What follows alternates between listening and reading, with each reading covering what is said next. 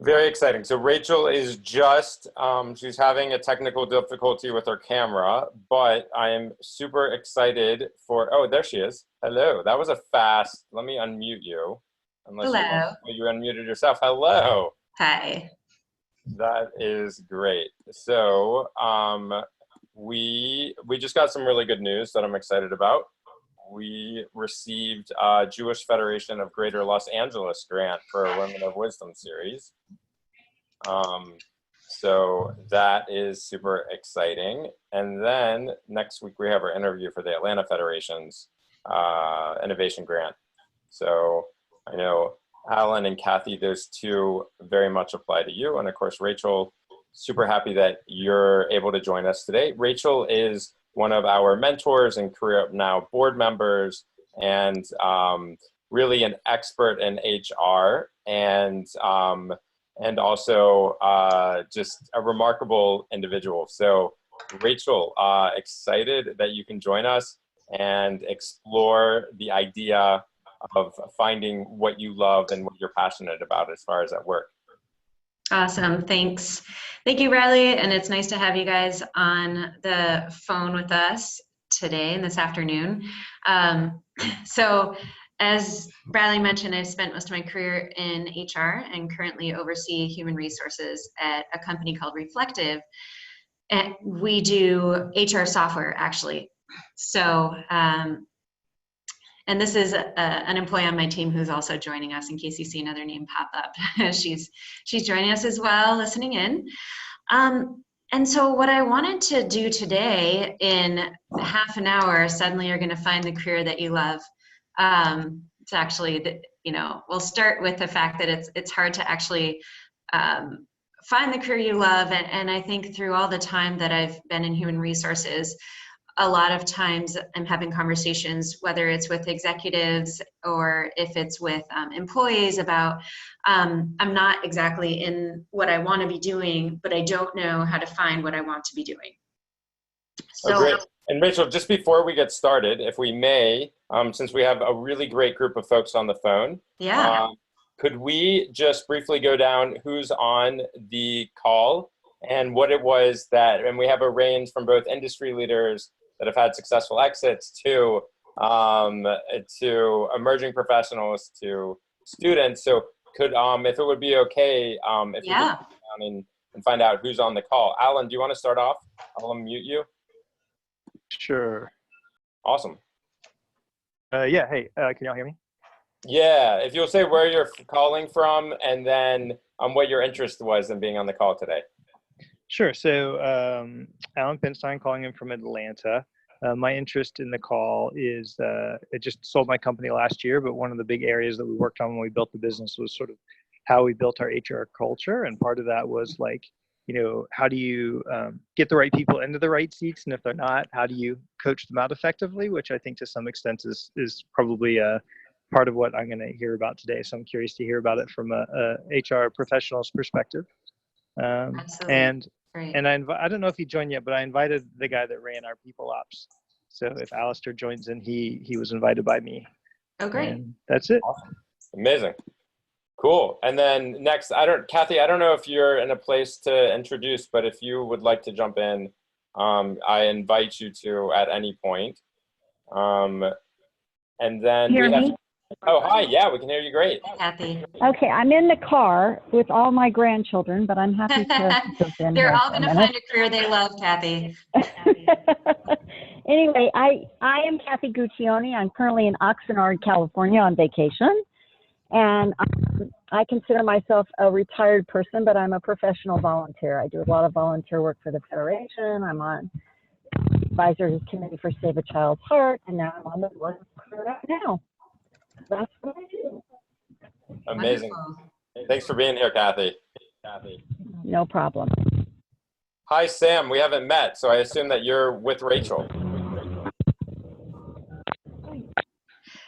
She's actually in the same room as I am. Okay, so Avital, you're welcome back this week. Yes. If you want to introduce yourself and then just say what interested you in being on the call. Yes, I'm Avital, and I know Bradley from a Jewish world, and also do real estate for many years. So it's always interesting how you like balance and finding new things, what you like to do. And, you know, like it's interesting because I'm juggling a lot of different projects and ideas, and it's sometimes difficult to really figure it out, like what's really your career. And like, Yeah. you know, when you enjoy a lot of things to do, it's like sometimes difficult to understand what will be your main career in life. Amazing. Thanks for being here, Avital. And I think that's everyone. So we'll get started. Great, thank you. Thanks for doing that too, Brad. Great, and it's nice because each of you, I think there's always a personal benefit from this, and then there's the opportunity to share this with others. And I think the best way to share this kind of process with others is going through it yourself. So let's jump in here. I want to tell you a little bit, a quick story about myself and my own career ventures.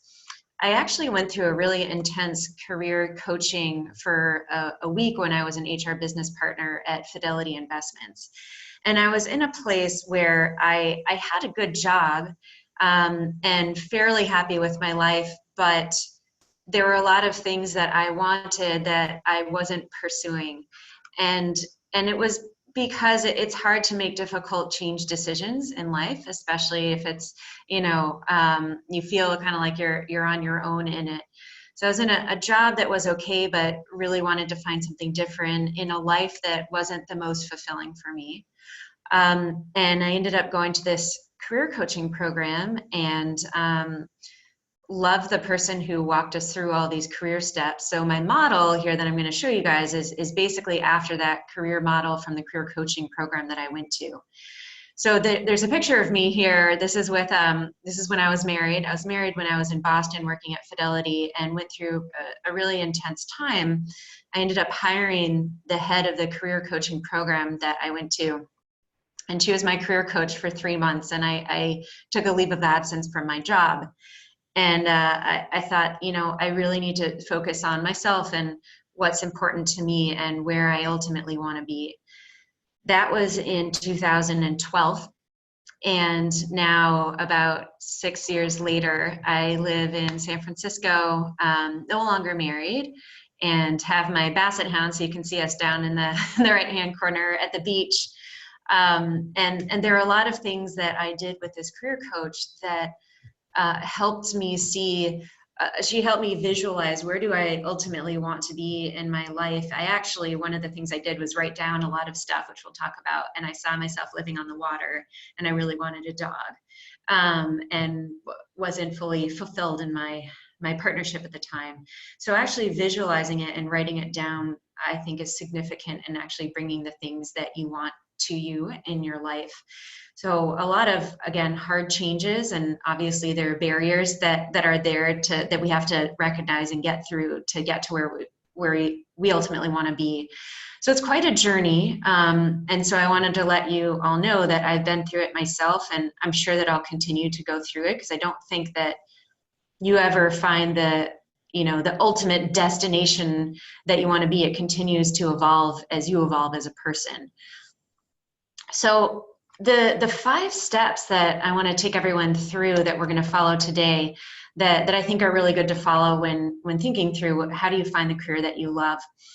The first step is self-exploration. And I think a lot of times when we are trying to figure out what we want to do, something that people often skip is, who am I as a person? What's important to me? What do I do really well? And I think that's where a lot of time should be spent, to really identify things that are kind of deep down inside your heart or in your gut that you might not give the chance to fully shine. So we'll talk about what that means to really self-explore. Then the next part is identifying your ideal future self. So if you were to, say, this is where I want to be 5 years from now, what would that picture be that you would paint or that you would write? Identify blockers. So a lot of times we may know where we want to be, but we actually impose certain things to hold us back. And it's good to identify what those are and why they're serving you. How are they serving you? And they might be positively serving you without you realizing it. The next step is creating goals. So really writing down, okay, so what are the goals that I'm trying to measure myself to? And then the last piece is accountability. And I think that's really important. And that's one of the reasons I hired a career coach for myself is I need someone to say, hey, Rachel, you made these goals. We're going to talk every week and we're going to find out how you're doing relative to them. So we're all going to choose an accountability partner who's going to hold us accountable to the goal that we create today. So I'm going to jump in. A lot of what we're actually going to do is your chance to do some self-reflection. And either you can do this in a writing format, so you may want to grab a pen and piece of paper. You could type it into your cell phone if you want to be able to see it in your phone. You can also do it in your head. But, and Kathy, obviously, if you're driving, don't write anything down.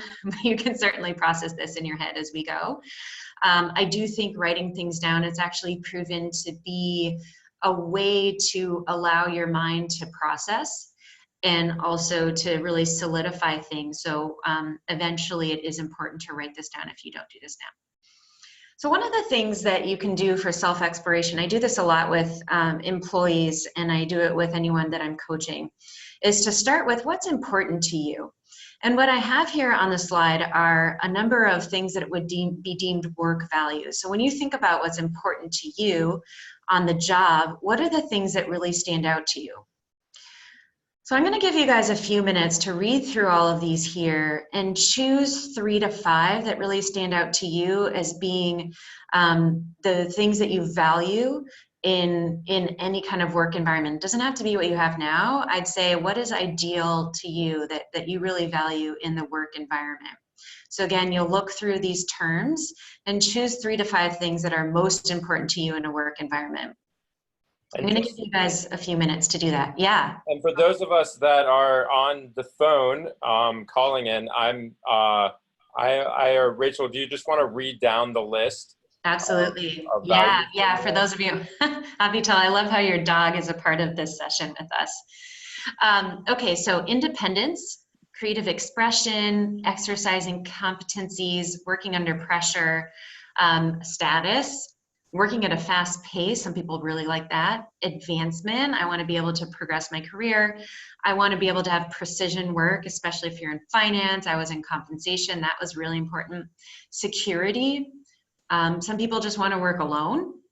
Building friendships, influencing people, having competition. A lot of salespeople will value that. Stability.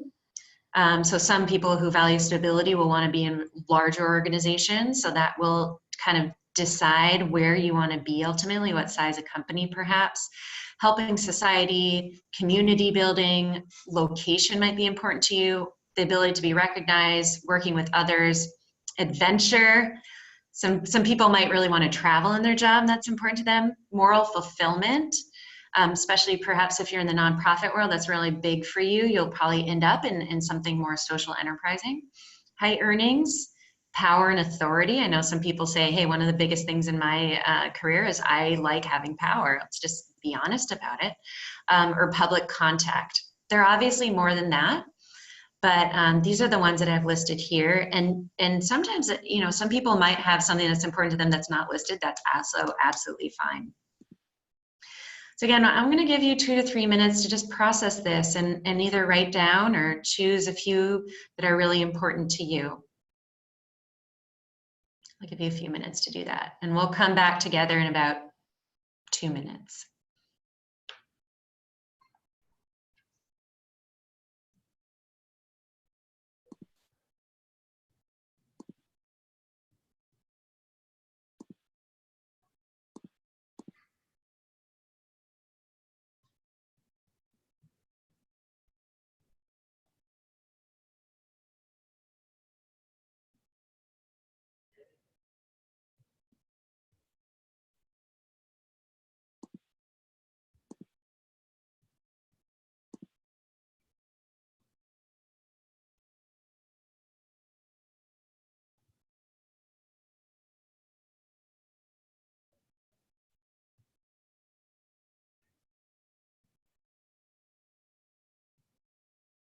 Okay, we'll do 1 more minute and we'll come back together as a group.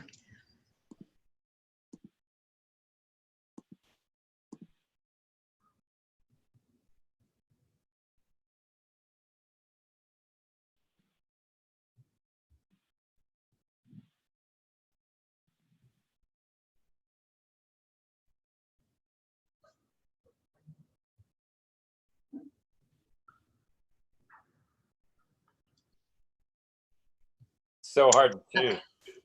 It's hard to do, I know. Yeah, I have so many of them in here. Okay. All right. Let's see. Do we have a brave volunteer who would be comfortable saying, you know, these are my top 3 to 5? And yeah, awesome. Okay, so mine will be independence, then precious work, influence people, high earning, and what else? The last one is work with others. That's great. Yeah, and so that kind of thing, you know, for you, Avital, is like, okay, what kind of work environment, what kind of people does that mean I want to work with?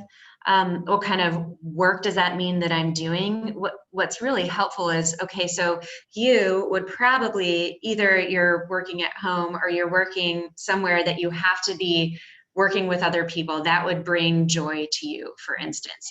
And so likely being an entrepreneur, or if you are an independent contractor, that would not be the most fulfilling thing for you. So it's nice to recognize, okay, maybe there's certain things that I'm doing right now that don't take into account precision work, influencing people, working with others. And then the high earnings. So some people want high earnings, but they're working in a role where they don't have a lot of progression. So that's good to be like, okay, I'm going to need to eventually get myself into a place where I have the opportunity to progress and make higher earnings. So thank you for sharing those. And again, I would think about, okay, so what does this mean for the kind of environment I want to be in, the kind of company, perhaps, or profession that provides me with that ability. Let's see, anyone else? Kathy or Brad? Yeah, I'll share mine. Yeah. So I picked out independence, adventure, moral fulfillment / help society, and community. Awesome. And the other thing that what would be interesting to do is to say, hey, I chose these few. Now, if I were to rate my current role on a 1 to 5 scale, how fulfilling is it in terms of community? How fulfilling is it in terms of helping others, or more fulfillment? So that's a nice way to kind of gauge how well it's going right now, and then where do you need some improvement? Like, Brad, for you, do you have enough adventure? And if not, what are ways that you can bring adventure into the work that you're doing now or in the future? I love that. Yeah. Alan, or it looks like we have someone else who joined us too. Anyone else want to share what they put in? Sure, I can go. It's Alan. Okay. Hi, Alan. I've got creative expression, influence people, recognition, work with others, and fast pace. Nice. Okay. Yeah, and it sounds, I think you mentioned that you're not currently working, but thinking about what's next. Did I catch that correctly? Yeah, I meant to say that in the intro, that I'm figuring out what to do next. So this is also apropos for me. Yeah, exactly. That's perfect. I mean, this kind of work is for people in transition, or people who are kind of ready for something new in their careers. So having those, it's almost like your guiding principles. As I think about my next step, these are my guiding principles I'm going to hold myself to make sure that I'm checking these ones off.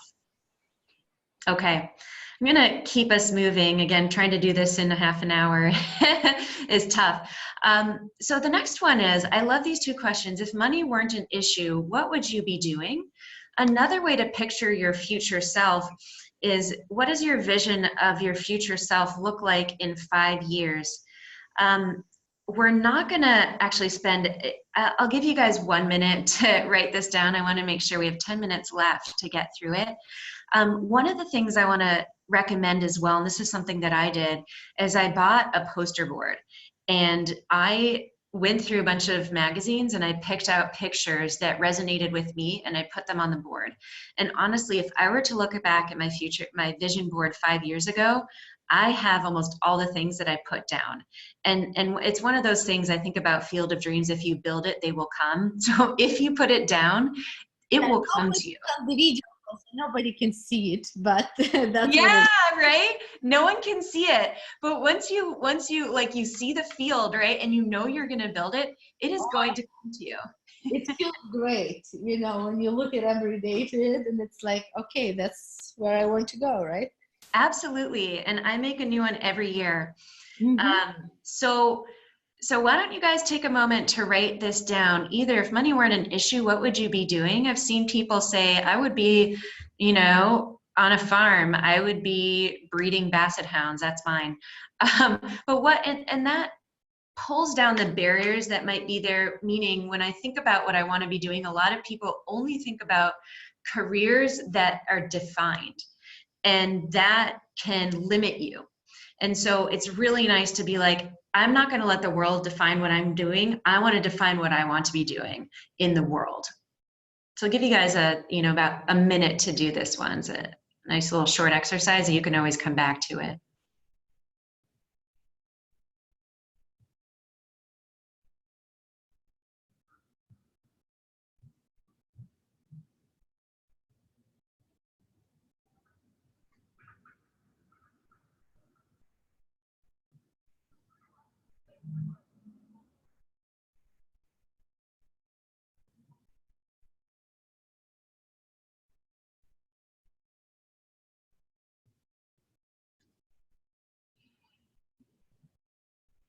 Okay, I'm gonna keep us moving. Ideally, you come back to this and I would spend, 10 minutes really writing this out, and letting the ideas flow of picturing your future self. So important. Biggest thing takeaway here for you is make a vision board.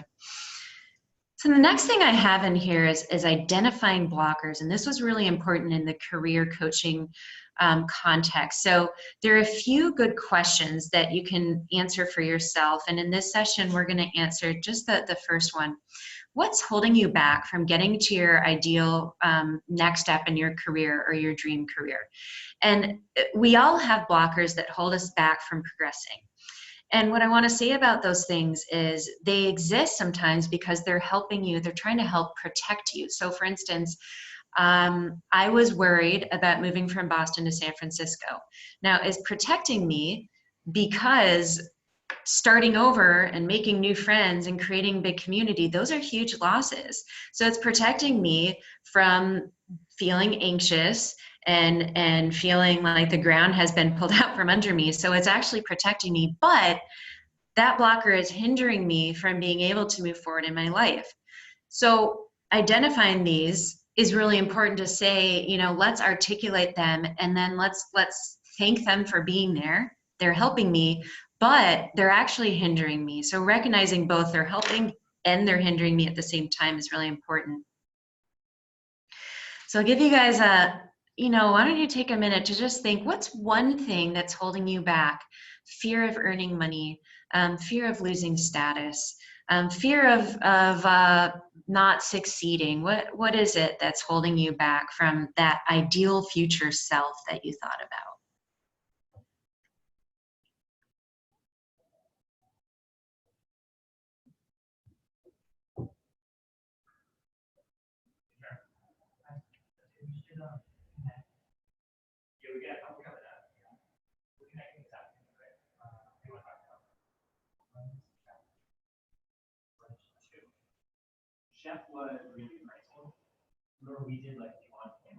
I apologize for the background noise here, in case you can hear them.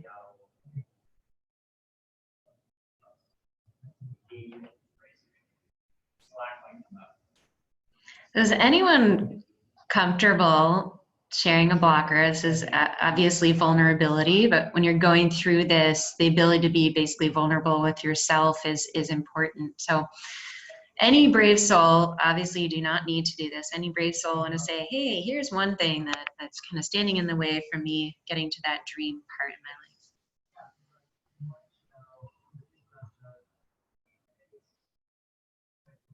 life. I can go. Thank you. Okay. I would think that maybe feeling of independence, that you are doing it, like that I'm doing it by myself, And, you know, when you're creating something new, it's like, it's easier when you can have a partner, or, you know, like you can rely on somebody as a help instead of just doing everything yourself.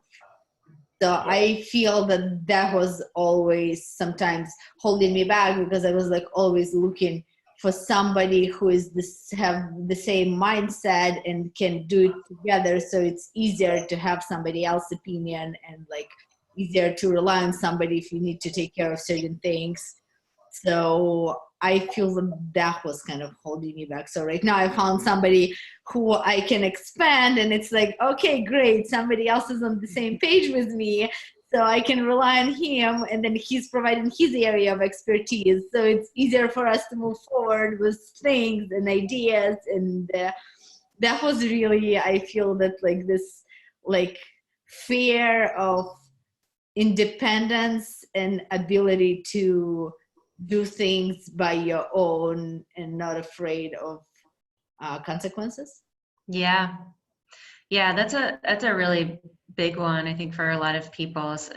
And I think, again, like articulating that, like, wow, I really need a partner to make me feel comfortable moving forward. And, you know, and really putting that out there is like, okay, in order for me to even get to where I need to be, first I need to have someone who's on the same vision as I am.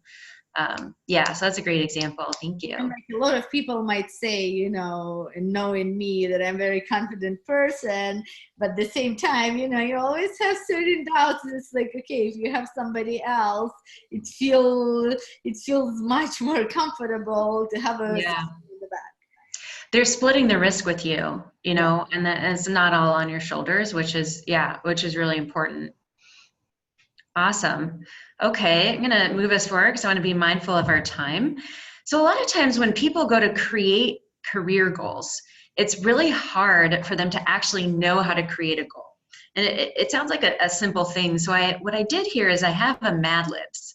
And I found that when we do Mad Libs with employees, it's so much easier for them to create a goal than if it's just this open-ended, create a career goal. They don't know where to start. And I think that would be the case with all of us. So what we have here is I want to blank by what date, the benefit to me, because it's always good to be like, how is this going to help me? Let's articulate that. And then the last part of it, my first step. So sometimes the first step is the hardest one. So you may have a goal of, I want to, I don't know, run my own company someday. Wow, that's a lot. The benefit is, you know, you can make a lot of money. My first step. So really articulating that one is important.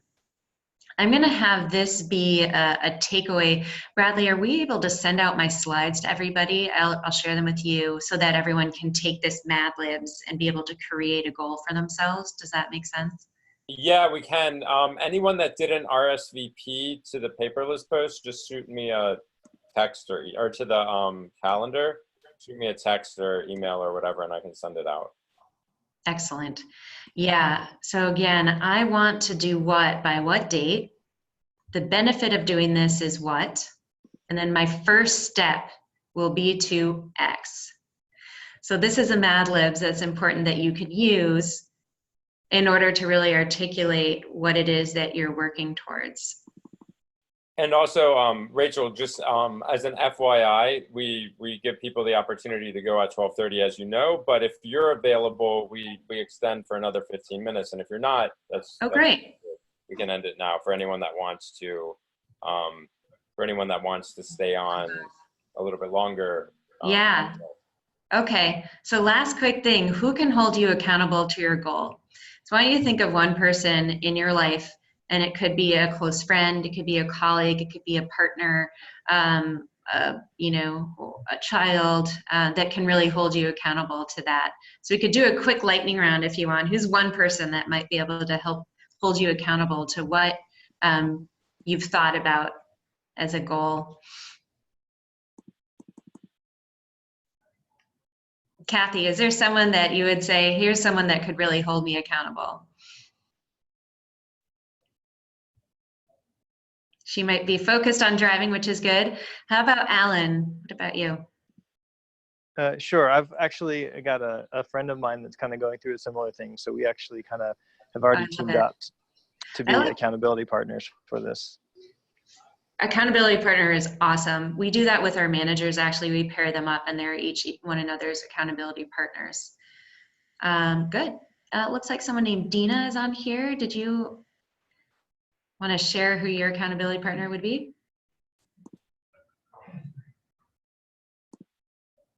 And then, Dina, I just unmuted you, if you'd like to share. And then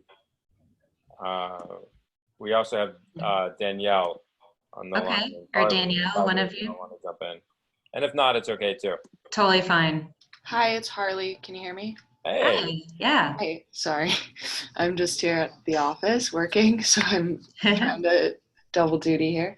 I have a close friend who's an entrepreneur and in my eyes is crushing it. So I would, she has so many things going on, but it would be nice to touch base with her and have her be my person who I'm accountable to.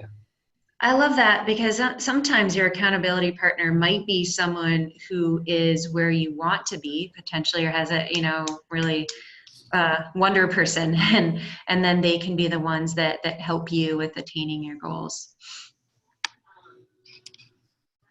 Anyone else? Tanya, do you want to share? I just unmuted you. Can you guys hear me? Yeah. Oh, yeah. Hi. Awesome. Hi. Sorry, I've been having some technical difficulties here. I definitely think my sister is the best person just because I've always been like open and honest with her about what my goals are, and she's never gone easy on me and has always been tough to make sure that I do stand my ground and continue to pursue the goals that I set for myself. So I'm glad that I have her there. I love that. The tough love. It's really important to have someone who can really just say, hey, Tanya, how are you doing with this? What progress have you made? Mm-hmm. I think this is Danielle, right? Oh, sorry, Yeah. Danielle. My apologies. Thank you. No worries. Well, we are at time, but I will stay on for a little while for those of you, if you have questions, or we can also talk about this creating goals, because I know we had to move through this pretty quickly.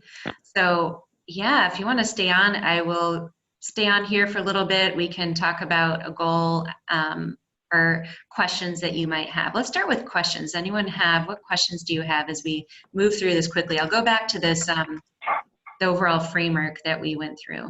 I have a question. Yeah. Are there any like books that you really recommend, or other resources or materials beyond this if people want to dig deeper into it also? Yeah, actually, one of the things that I really like to do with employees and that I've done personally is there's also a Strengths Finder assessment. That's one of my favorite things. It's through the Gallup organization. And you can buy a book called Strengths Finder. It's by Tom Rath, R-A-T-H. And you can just find it online. It's a little white book with red letters. And it gives you inside the book, or you can just sign up online and you pay $20 and you can do an online assessment, and it tells you what your top 5 strengths are. And there are 34 defined strength themes that the Gallup organization has researched. And it tells you, hey, of those 34, these are the things that you're best at. So when I think about careers, it's nice to think about, what do I enjoy doing? What am I good at? And what is needed, around me? What's the need that I want to fill? And that values can help you with that. So I recommend taking that assessment, and it gives you, it's awesome. It gives you an insight and action planning guide. And it says, Rachel, these are your unique strengths and here are actions that you can take. So that's one of my favorite tools to use. You may have heard of What Color is My Parachute. That one is for people who may be newer in their careers, but that one is helpful as well. And then I'll think through any other materials, but any kind of assessment is really helpful. Online assessments to learn more about yourself is probably one of the best ones. Any other questions? What are your thoughts with respect to such tests as like the Myers-Briggs personality test in relation to what we're talking about? Yeah, it's a good point. So Myers-Briggs actually has a lot of different versions of Myers-Briggs. So they have the general personality assessment of like, are you extroverted, introverted, sensing, feeling, judgment, perception, right? The one that I've actually found useful, Myers-Briggs has one that helps you with what kind of work environment do you work best in. So I would recommend doing that one. The MBTI is good. Haven't found it as helpful in terms of the career piece, but and they also have the strong interest inventory. So take a look at Myers-Briggs strong interest inventory and then work environment, because they have like all these modules. People don't usually know about it.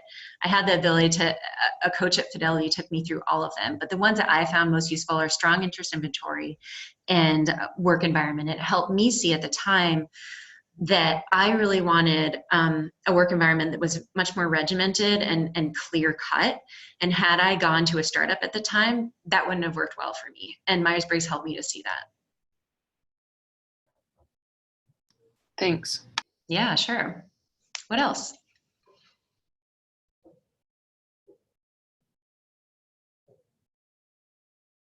What do you think about, you know, the difference between transitioning from a career that you've been for a really long time, and kind of what are the steps to kind of, if you're, for example, applying to a new job Yeah. that you don't specifically have those qualifications for, kind of showing that, you know, I had this, but I'm looking to move forward in this?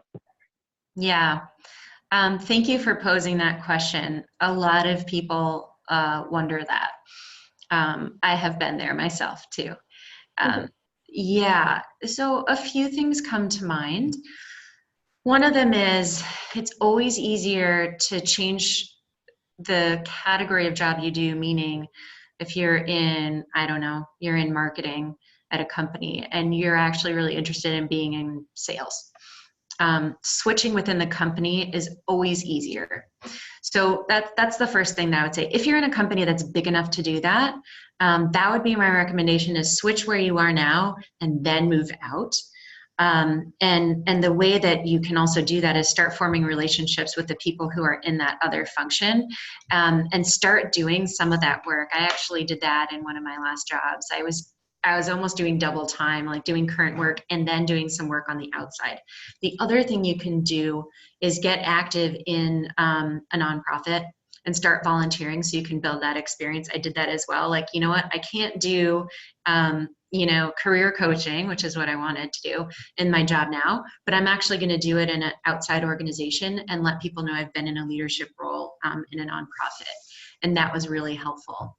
And then the other thing is, if say you really want to leave your company, get out there and network and go to networking events. Come to Career Up Now. Not that this is meant to be a commercial, but honestly, making those connections is your way into another company. If they really like you, they may just give you the chance to say, hey, you're really experienced. We think you're a great culture fit. We're going to invest in you and build this background for you. And I've also had people do that. I came to do learning and development. I hadn't led it before, but I knew someone at the company and they paid for me to move to California. And I started doing it here because I had a connection at the company. And that wouldn't have happened had I not done networking. Awesome, that's really helpful, thank you. Sure. And obviously, if there's anyone else on the call who has helpful advice, feel free to share too. This is, you know, some of this is just learning from one another that I think is highly valuable.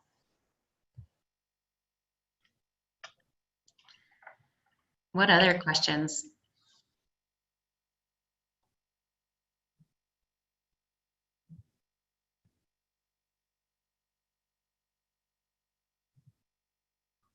Okay. Well, we will close out. I'll make sure that these slides are available for you. My last ask is to maybe reserve 20 minutes to yourself later today to review and kind of flesh out some of the stuff here. Give yourself that time. It's really time for reflection that helps you get to where you want to be. So put some time on for yourself today or tomorrow, 20 minutes to flesh out some of the stuff we've talked about. Thank you for joining us. Bradley, thank you for having me today. on our awesome webinar. It's such a pleasure to talk with all of you. Thank you for spending your time doing this. Yeah, and thank you, Rachel. And this has been awesome. And then also just a preview of next week. We have actually another one of our board members, very exciting, Laurel Hunt.